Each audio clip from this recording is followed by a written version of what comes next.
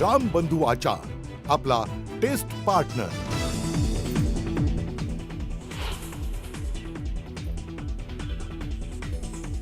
गंगापूर धरणातून पाणी सोडल्यामुळे नाशिक शहरात पूरस्थिती। गोदाकाठच्या सगळ्याच मंदिरांना पुराच्या पाण्यानं वेढलं।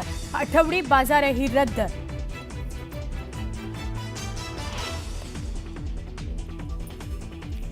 खडकवासला धरणातून विसर्ग सुरू झाल्यानं पुण्यातील एकता नगर भागात भरलं पाणी। नागरिकांना सुरक्षित ठिकाणी स्थलांतरित करायला सुरुवात।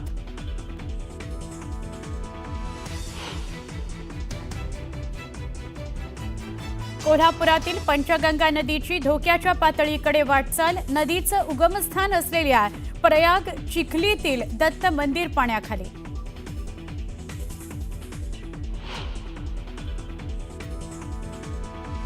मुंबई, ठाणे, रायगड, पालघरसह रत्नागिरीत आजही मुसळधार पावसाचा इशारा। तर कोल्हापूर, घाट, गडचिरोली, नागपूर आणि गोंदियाला ऑरेंज अलर्ट।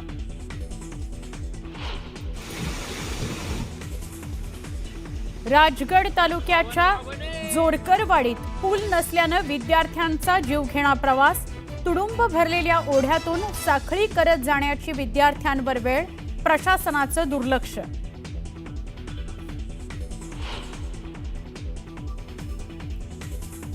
आजही ठाण्यासह नवी मुंबई, रायगडमधील शाळांना सुटी। रत्नागिरी, सिंधुदुर्ग, सांगलीसह साताऱ्यातील शाळाही बंद।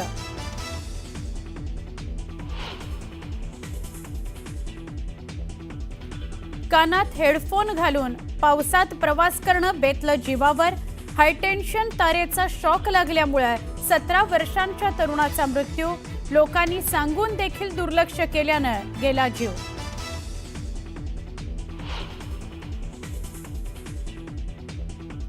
मुंबई महानगरपालिकेच्या निवडणुकीपूर्वी ठाकरे बंधूंना मोठा धक्का।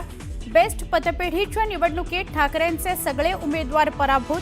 शशांकराव यांच्या पॅनलचे 14 तर प्रसाद लाड यांच्या समृद्धी पॅनलचे 7 उमेदवार विजयी।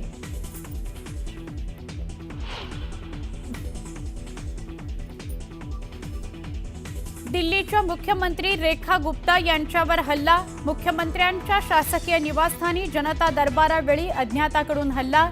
नातेवाईक तिहार तुरुंगात असल्यानं सुटकेची मागणी करताना घडला प्रकार।